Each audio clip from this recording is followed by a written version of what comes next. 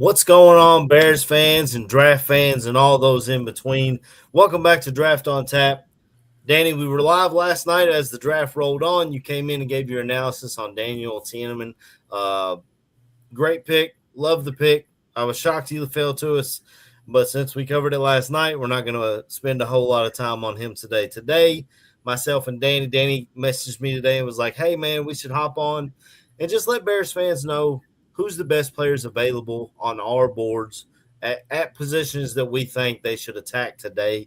I was like, sure, man, let's get it together. I'm going live here in about an hour with the Barfly Tailgate crew again, covering the rest of the draft. So we'll just hop on here and give a little preview. But how you doing, Danny? How you feeling today? Feeling good, man. Woke up this morning and just kind of went through the draft all over again. I'm that type of a nerd where because I'm into it so much that I go back and I kind of rewatch it again just to kind of see some of the comments some of these people make on TV and stuff.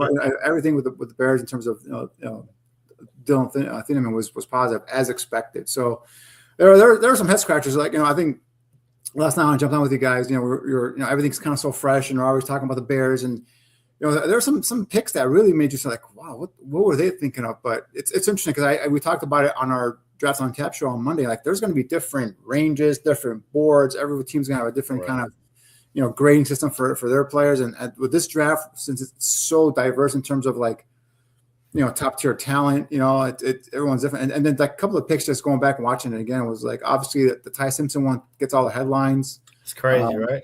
It's crazy especially because you're a team that's ready to compete for a Super Bowl this year, and you could have used a guy like Mekhi Lemon possibly or any other position player to come help you this year, and they go for. But it makes sense if you think about it philosophically.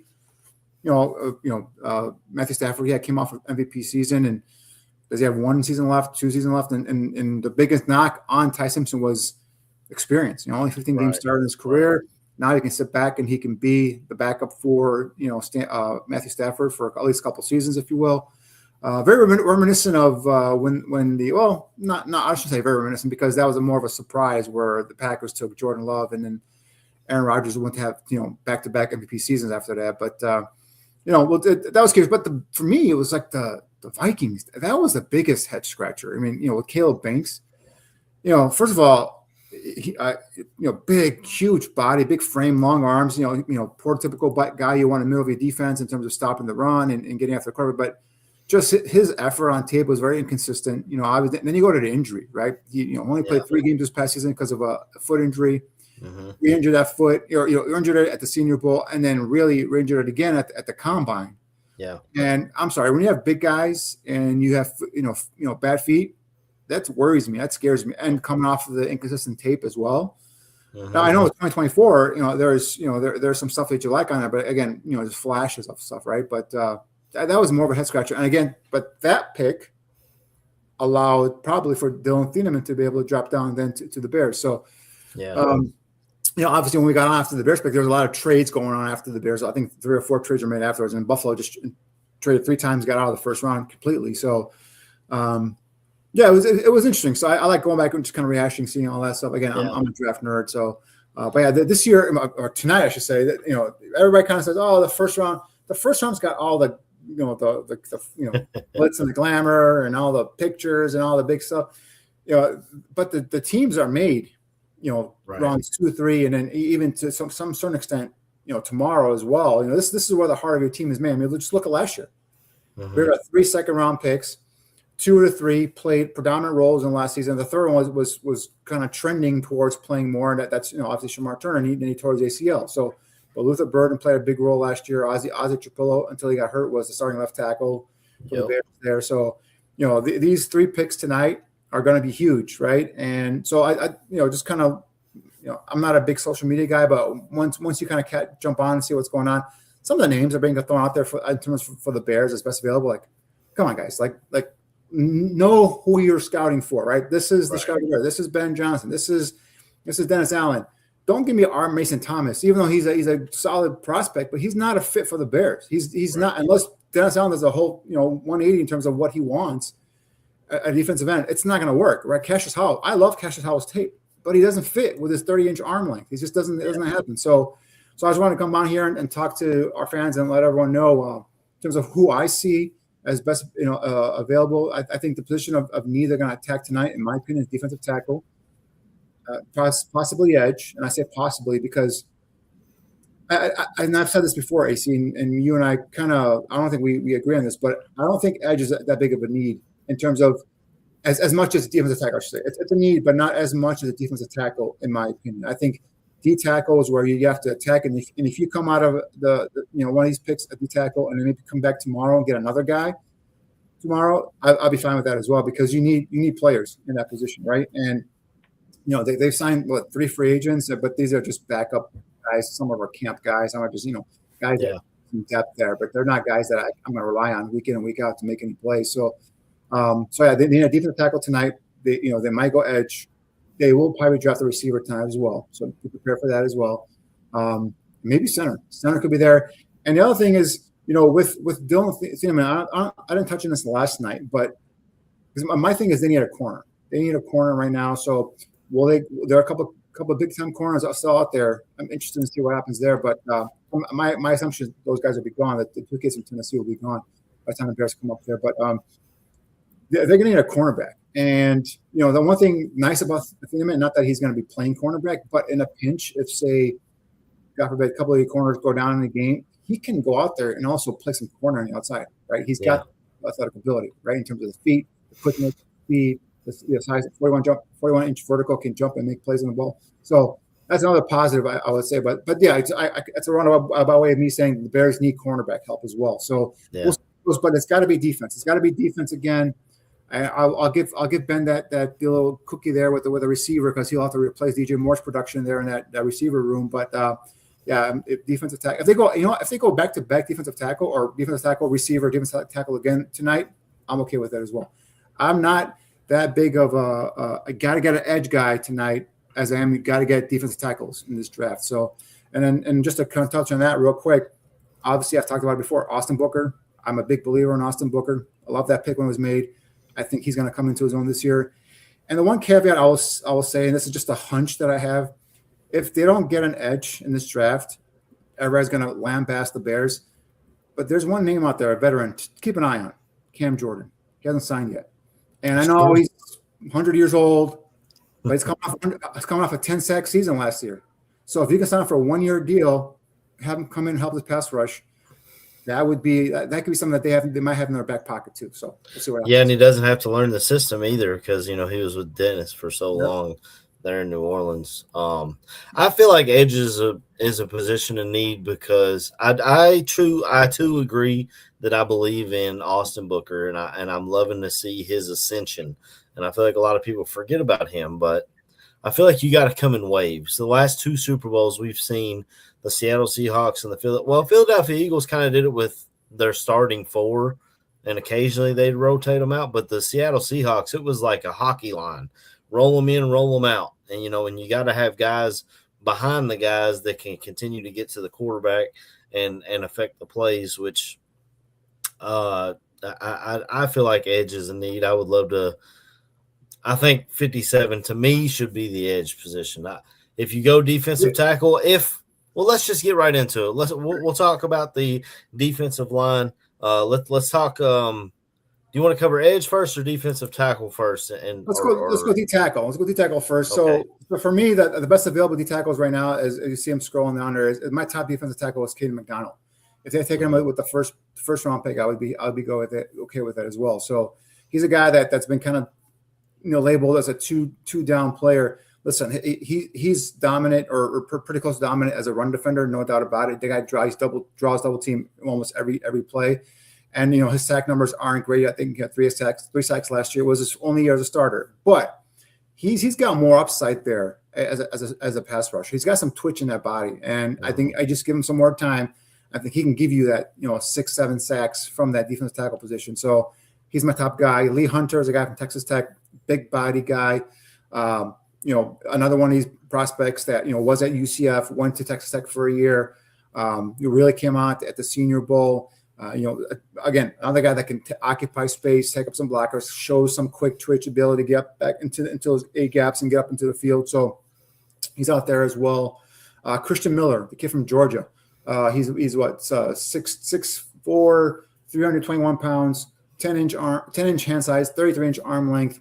Again, he's a guy that, sack totals don't pop out on you, but Georgia guys, they never do. They never do on the Kirby Smart system. So I think that's a guy, athletic, bendy, and also powerful in the middle. Still developing, only a junior. So I think he's a guy that could be there as well in terms of a nice fit.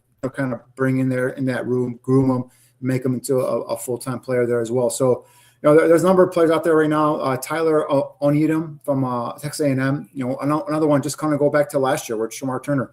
This quick twitchy little, interior defensive tackle. Gives you some power there as well in terms of a press rush too. So, the guy I've been talking about this guy since we started with Draft on Tap this year. It's Chris McClellan. I love this kid out of Missouri. Yeah. Absolutely love this kid. And he's out there, and you might even get that guy in the third round with pick 89. That would be phenomenal if you get that there. So a couple other guys later on, there's another guy that's a small school guy that I'm absolutely in love with as well. And Caleb Proctor, Southeastern Louisiana, quick twitch, up the field, small school kid that I first noticed at the East-West Shrine practices. Really, all you got to do is put on that game against LSU, and you see him dominating against a team in the SEC. So that right there was enough proof to tell me this kid can handle it at the next level. So he's a guy that's kind of labeled a developmental prospect, which I get. But if you get him in pick 89 or even maybe tomorrow if you're lucky, that's a guy I take on a good look on. And some guys that maybe for tomorrow, Cameron Ball from Arkansas is a guy to keep an eye on. Grayson Halton from Oklahoma, a true 3 technique defensive tackle there. Going down the list here, some guys that intrigue me like Bryson Easton from Tennessee intrigues me, but he's more a day 3 guy. Right. There's another kid from South Carolina. I'm looking at my list here real quick. I'm drawing a blank on his name, but South Carolina defensive tackle, and I'm not sure why I can't remember. I know Zane Durant, I'm sure, is on your list from Zane Durant from Penn State is on there as well. Let me go through my other stuff here that I have. I have my list on Excel, and I also have it here written out. So yes, I do. Daryl Jackson is an intriguing guy, big frame guy from Florida State is available. Xavier Harris from Ole Miss is a guy that really kind of has some off the field stuff that you got to answer, but he's got some intriguing traits. He's like 6'8", isn't he? He's a big guy. Yeah, Rashawn Benny from Michigan, 6'3", 298. He's a guy also that, again, more day 3 guy. This guy it's going to drive me crazy on this kid from South Carolina. And I can't remember. Nick Barrett. That's it. Nick Barrett, 6'3", 312. Yeah, 33 3/8-inch arm length, 10-inch hand size. Sack numbers not the greatest, right? So this is the guy that for me, but you put on his tape, and I saw him at the Senior Bowl. He really caught my eye. A team captain this past season. His only year as a full-time starter this past year. So again, more of a guy maybe for day 3 tomorrow. But yeah, so if I'm saying double dip, get one here at pick 57 or pick 60, whichever one you choose, and then come back tomorrow with some of these day 3 guys. Infuse some of that young talent there in terms of the middle of the defensive line. So those are the guys for me that fit what Dennis Allen likes and fit this Bears scheme. Well, do you think this is a trade back? Like, if Christian Miller's there or your guy Caden McDonald's there, I say pull the trigger. But some of these other guys, I think you can maybe trade back, gather some more draft assets, because you pick again, you have 57 and you have 60. If you think one of those guys, you can trade back and pick up more draft picks and grab one of these guys at 60 or even later. I love Caleb Proctor too. I didn't know him coming into this, but we're doing this show with you, seeing what I've seen of him. And I'm starting to see him. You were the first one to tell me about it, Danny, but I'm starting to see him pop up everywhere. I feel like every Bears fan now knows the name Caleb Proctor. And again, that LSU tape is the biggest one because it's the best competition that he did play, and he dominated in that competition. I'm a big Grayson Halton fan. We've talked about it. And I like Zane Durant as well. As far as Peter Woods went last night, and Zane Durant had better statistics than him over his collegiate career and gives you just about the same thing. If you can grab him late and not have to use a first-round pick, that's Moneyball, man. That's why we had this conversation in one of our Draft on Tap episodes. I said, I'll wait and take Zane Durant, 3rd, 4th round, whatever it is. and not take Peter Woods in the first round. And that's, and that I'll be happy with that. So that's what I'm saying. Like if you can double dip somehow, some way, maybe not use both picks in the second round, defense tackle, but maybe go with tackle, edge, or tackle, receiver, and then come back again tomorrow, get another defensive tackle, one of these guys we just talked about.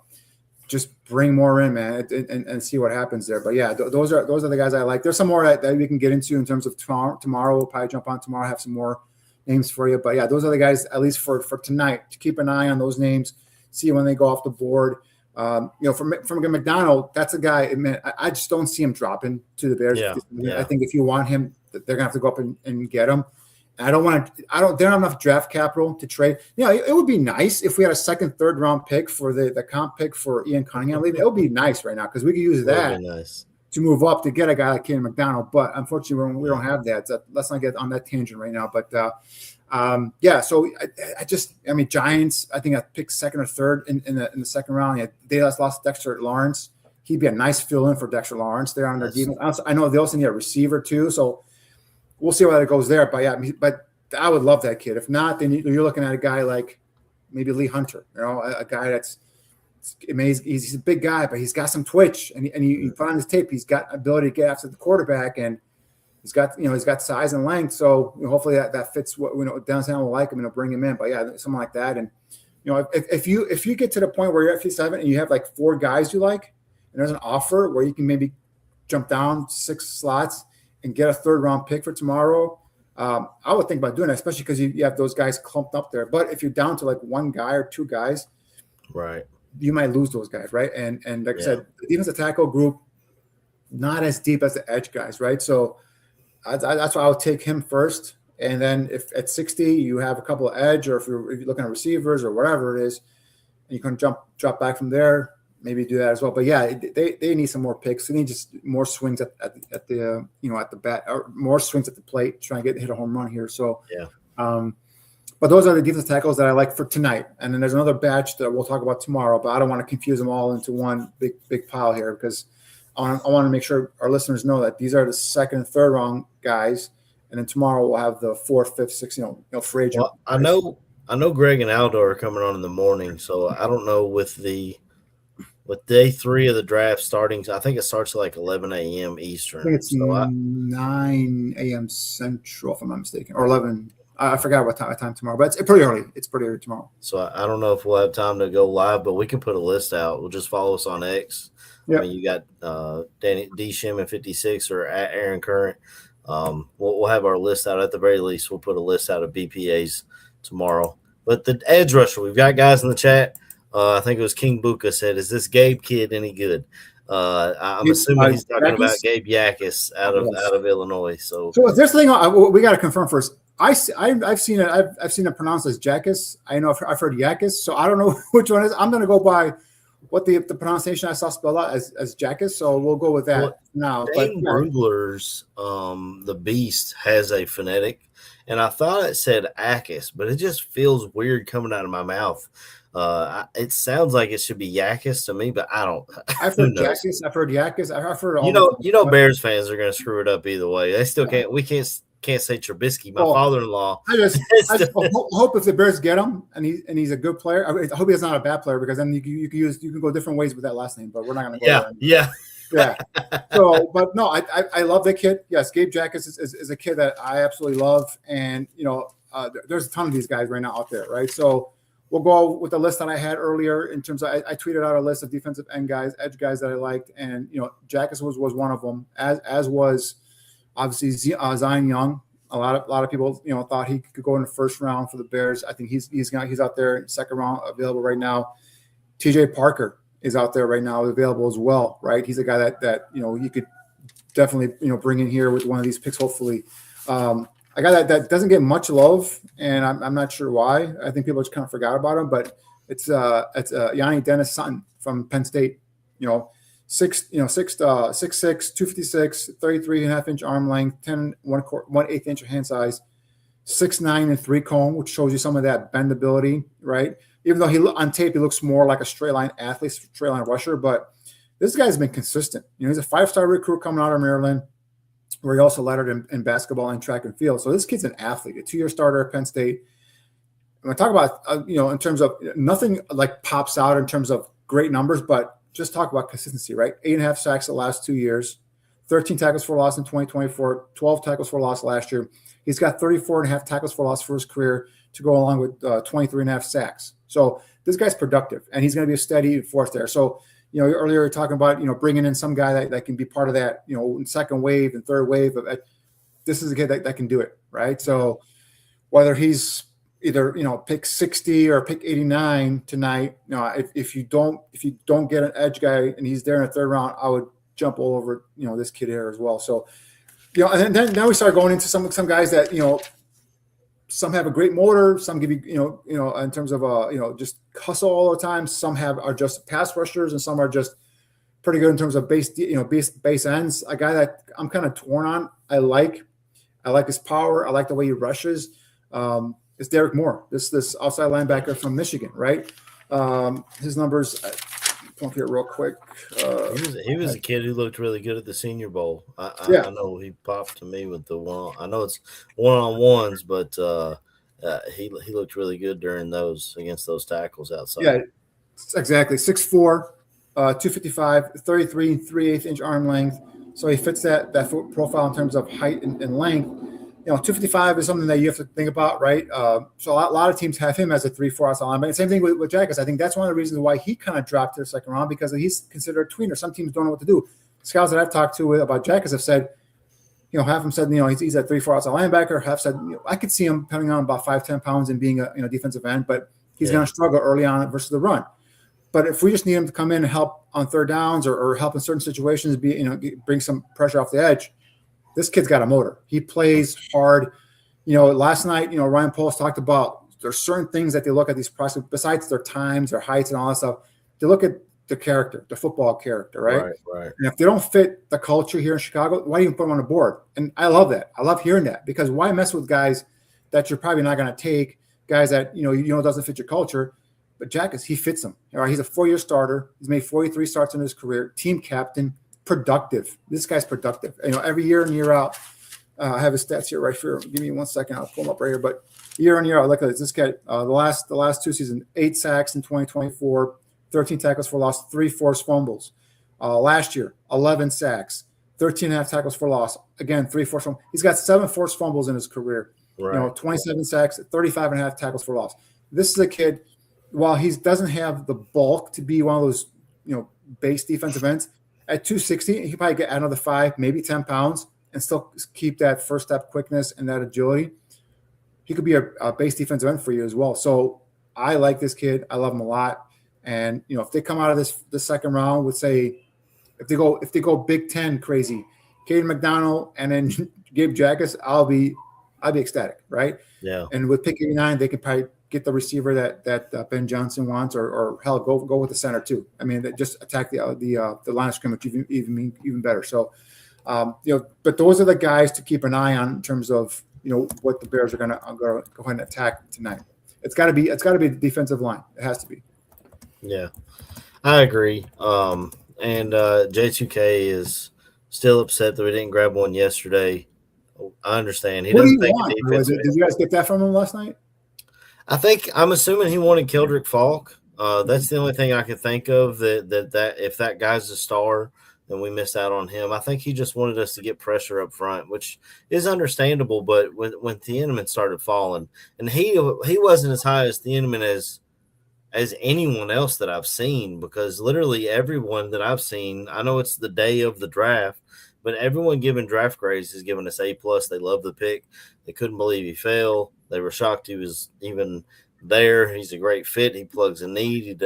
I've heard everyone glowing about this pick, other than a couple of, 1 or 2 people. J2K was very upset yesterday in our chat, and TJ Parker is still available, is he not? Yes. TJ Parker's still available. He said he wanted TJ Parker.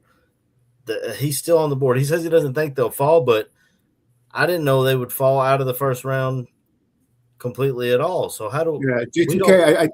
If he's in the chat, I can't see the chat, but if he's in the chat, J2K, I get your disdain for the positional value, and I get it. And I'm right there with you in terms of you got it. You can't get a safety when you have so many holes up front.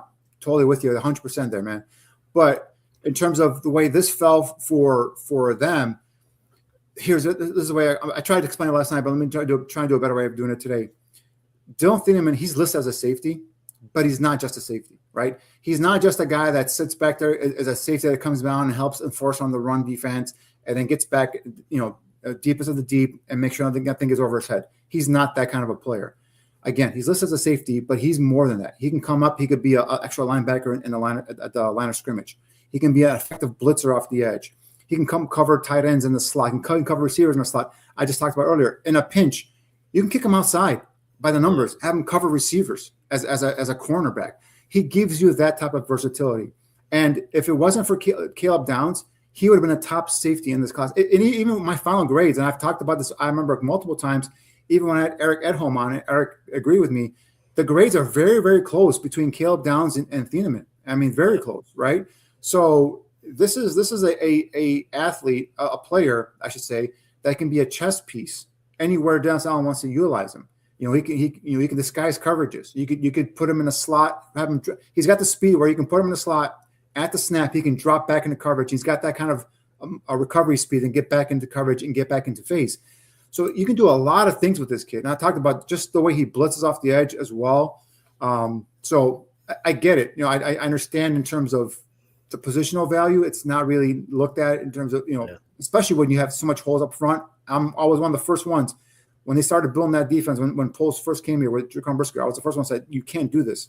But anyway, I digress now because this guy now is a piece. He's a chess piece to his defense. And now that's why tonight you got to go and now you got to attack that defensive line. Right. Like I said, if they come out of here with 3 defensive players on the line of scrimmage, I am A-okay with that. Yeah, J2K, if we come in here tomorrow morning and we haven't drafted the trenches, I'll be very upset as well. Right. If they come out tonight with a receiver, I don't know. A tight end for some reason. Well, no, that'd be insane. But a receiver, a running back, and I don't know, a center, I'd be like, all right, what what's going on? I'd be upset as well. But I'm pretty confident that they know what they're doing, especially this coaching staff, and I think they're going to go out. They're going to get now. Will they get someone that I don't like? We'll see. But I think they're going to attack the defensive line tonight. Well, J2K just didn't like Thieneman's tape. It seems like he didn't have him rated as highly. He said he had him around 40, so he felt like it was a reach. 40, no. Go watch his Purdue tape, J2K. Watch him as a freshman, where he had 104 tackles and 6 interceptions as a freshman. Yeah, Purdue used them more. I think I said last night. Purdue used them more the way I think the Bears are going to use them than Oregon. Or Oregon, he did. In my opinion, they didn't play him to his strengths. He could have done more for Oregon. So, but I think Purdue used them because of probably the lack of overall talent they had on their defense. They used him in multiple different facets, and that's where you saw his true talents shine. And that was a freshman. Yeah, I had Dylan really high. I mean, I didn't think it was much of a drop off from Caleb Downs to him. So I was extremely happy. I was shocked that he made it to us, and I'm happy with the pick. But like I said, if we attack the trenches today, get our defensive line in shape, I'm good with TJ Parker too, J2K. I picked him in our mock draft just last week or just on Monday. I picked TJ Parker in our mock draft. He's still there. He's still available. We'll see if he falls, and if he doesn't, Danny just gave you a list of names at defensive tackle and defensive end that might fall. And now we're going to talk about some wide receivers that are still on the board. I think this is more of a pick 89, in my opinion. We'll see what Ben Johnson does. He's got a voice in there too, I guess. But he's I just have this feeling that they're gonna bring in a receiver tonight. It could be pick 89, but don't be surprised if it's one of those first 2 picks, right? Because we talked about DJ Moore on his team. While he had a down year last year for him, stat-wise, you still got to replace that player. You still got to replace it. And I know they signed Khalif Raymond, and I know that Jadiel Walker's a young developing player, but I think they're going to go out there and they're going to bring another one. And I think they want something dynamic. And I mean, someone that's got some size and some speed to him, right? And we touched on it this past week in terms of my 5 dynamic receivers for the Bears and guys in this range that they could find. I think all 5 are available right now, if I'm not mistaken. So I don't know if you saw that list there, AC, if you can pop that up, my dynamic receivers. but yeah, I mean, like one of them right there is Chris Brazel. Concepcion's gone, so he went last night. So Chris Brazel from Tennessee. There's some talk about him and some off the field stuff, but we'll see about that. But 6'4", 198, 4.37 speed. More of a straight line guy, but man, big play potential. Average almost 17 yards of reception this past year for Tennessee. Antonio, I love this kid. Antonio Williams from Clemson. This just has Ben Johnson type of player written all over him, right? 5'11 and a half, 187 pounds, 4'4", 140, 39.5-inch vertical. This is a guy that just continuously makes plays whenever he had the opportunity. And, for me, if he had a better quarterback, I'm not a big Cade Klubnik fan. If you had a better quarterback, you probably have better numbers. Now, the other thing with Williams, I mean, one of the reasons why he dropped, he's missed several games due to like nagging little injuries, like soft tissue stuff, right? Lower body injury. So in his past year, he missed 3 games due to a hamstring injury. So, those little nicks and bruises have kept him out of games. So that could be something that may have dropped him a little bit here. But this kid's got quick twitch fiber. This kid's I can see him lining up in a slot and being a big time playmaker, post snap. Get the ball in his hands and let him do his thing there. He's got punt return value as well. So led the ACC and receiving touchdowns in 2024 with 11. I love Antonio Williams. Dejon Stribling, I know a lot of people have talked about him. He's a kid that from Ole Miss was at Oklahoma State. Started off his career at Washington State, but tall, 6'2", 207, 31.58. Another one was got long arms, 10-inch hands, good hands. Again, another one that runs at 4.3, 640, 36-inch vertical. So he's got some lower body explosiveness. And another thing about him is he's probably one of the better blocking receivers in this draft. So I think he's a guy that really, once, Antoine Randall and Ben Johnson put that tape on, saw this kid's effort down the field blocking. I think that's where, they probably, fell in love with this kid. I know he's been in for a 30 visit, so he could be one of those targets today as well. And Ted Hurst is a guy that I first caught one of them at the Senior Bowl, and small school guy out of Georgia State, but he started at Valdosta State and then ended up transferring to Georgia State, where 6'3", almost 6'4", 206, 32 plus inch arm length. So he's got the big catch radius, 4'4", 240, 155. This is a guy that can go up and make the play on those 50-50 balls, can go up and get it, in terms of head top the cornerback and bring it on over him. So soft hands. Another one, if you get him in terms of, straight line guy, he can kind of run away from defensive backs. So again, these 5 for me, well, 4 now because Concepcion's been drafted, give you that dynamic element that the Bears are missing right now, because the Bears right now with their receiving core, even last year, to be honest with you, they really couldn't stretch the field vertically. So I think that's what Ben Johnson wants to do. Not only vertically, but also on these crossing routes. He wants the guys that can run away from cornerbacks. And so that's an easy dump off for Caleb post snap, hit him in stride. And next thing you know, they're up the field for 5, 10, 10, 15, 20 yard gains, if not, more.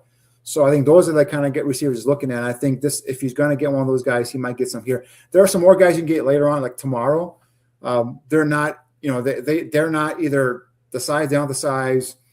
They have some issues in terms of off the field. Right. They may be just one trick ponies. It might not be guys that block down the field. So they're not as good as some of these guys here tonight. So I'll be curious to see how it goes, but it's got to be defensive line, D tackle, D edge, receiver, center. I think those are the position groups you look at tonight. Now, corners also need to too.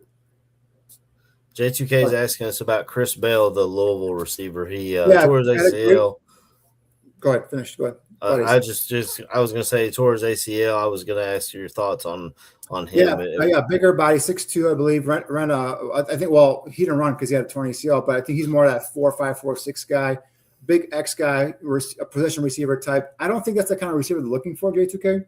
To be honest with you, I think they're looking for more of that dynamic stuff, and they want guys with speed. They want guys that can, like I said, just break away from corners. Bell is more of that aggressive, physical type of receiver, right? So, and then coming off the ACL as well. I believe he tore the ACL late in the year, if I'm not mistaken. Correct me if I'm wrong, J2K. So, obviously, with those things, it takes about a year to come back fully healthy. So, if they get a Chris Bell, I think he may drop, later on in the draft. So, Christian Miller, that defense tackle, but he's third on my list right now of best available D tackles for me. All right, McDonald's 1, Lee Hunter's 2, and then Christian Miller will be 3. Yeah, I love Christian Miller. The more I see of him, the more I like what I Well, see. the guys are always better than the pros, man. I mean, it's just Kirby Smart's got him in that system.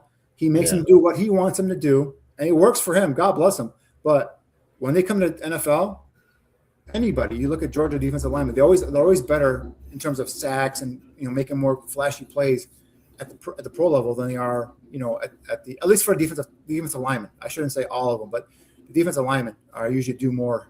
And in terms of cornerback, we're just talking about it. Having gone secondary already with the safety, I don't think you can take a corner, even though it's a need position tonight. Your guy, our guy, Chris Johnson went late last night. He went last night. He was second corner taken. Second corner taken, I believe. Right? There's no other corners. It was just the two guys from Tennessee are still out there. Colton Hood and McCoy. McCoy's got number 1 corner potential. I mean, his 2024 tape is phenomenal. And if he had played this past year, he probably would be higher rated, at least in my opinion, my board, than Mansour Delane. Oh, really? But he didn't play. And then now they talk about the other stuff in terms of medicals. I think that's why he dropped. But the fact that you already want safety, you got to attack the defensive front. You can't go corner tonight, even though it's a need, right? Even though it's a need, I just can't. I mean, I'll be right there with J2K if they go. Even though I've been pounding the table for a cornerback, man, you got to attack the defensive line tonight. You have to. So that's why I'm saying like you may have to kind of push that corner position because you can't fill all your needs in one draft. You just can't do it, right? Right. So you might have to push that corner position to tomorrow. See if anybody likes the drops. Maybe you get a nickel kind of corner or someone like that can come. Or if you trade back and pick up more draft capital. I love the two corners out of. Are you going to miss out on defensive tackle or an edge guy that you really want? That's the thing. Right. So we'll see what happens. It's going to be interesting. But line of scrimmage, you got to attack the line of scrimmage tonight. That's the thing. So these are some of the names that I've kind of thrown out there, and hopefully 1, 2, or maybe more of them will be available for the Bears when their time comes up tonight. Yeah. All right. Well, we're going to close this thing out. If you got notifications set up, Barfly Tailgate Show, we're going to hop on here in about 20 minutes, going live with the draft again, covering all the picks, talking about all the stuff. Aldo loaded up some video from press conferences in the last couple of days and a couple of fun little videos from ESPN Wisconsin because they had fun with us last year and then kind of ate their words. So we'll just stick around here, go get yourself get a drink and use the restroom and come on right back. But I do want to give a shout out to Tally Brand, rocking the hat tonight, the Crown of Chi-Town. TALLEYBRAND.com. I've got a t-shirt coming and he's sending out some stickers with them. If you follow him on X, I think he's got a big giveaway going with somebody. Something with the Darth. I don't know. Are they calling it Darth Luther or Darth Burden? I can't remember, but it's the choke when he was choking the Packers receiver or corner that luckily we didn't get flagged for, but yeah, he's got some great stuff, man. The hats are awesome. The shirt looks soft. I'll let you know what it feels like when it comes in. So I'm excited to get that in. And Darth Burden, thank you, J2K. Yeah, I love that. I told him, I was like, man, I got to get that sticker on my hard hat at work so everybody knows. Everybody knows I'm the Bears fan at work. But like, comment, subscribe to the Barnroom Radio Network and to Shimon Draft Scout. Hit the notification bell to tell you when we go live. We will be back. Danny, you coming on tonight or no? You're not. Yeah, I'll jump on after the picture made. Yep. Okay, so you'll come on tonight with Barfly Tailgate and give your analysis, your instant analysis, and then tomorrow we might try to hop on before and do BPA. I'll have to get with Aldo and see what the schedule looks like. If not, we'll put out our list. And then Sunday morning we'll have Barfly Tailgate Show to recap the whole draft, and then Monday night we'll do the exact same thing with Draft on Tap. But we got you covered, man, wall to wall, guys. We got you absolutely covered. Like I said, just hit the notification bell. We're going live. I mean, it's draft season. It's Christmas season for us, man. It's so just hit that notification bell to tell you when we go live. May 1st comes. I'm on vacation. I'm ready for July. That's when I go. Well, I'll see y'all in about 15 minutes. Bear down.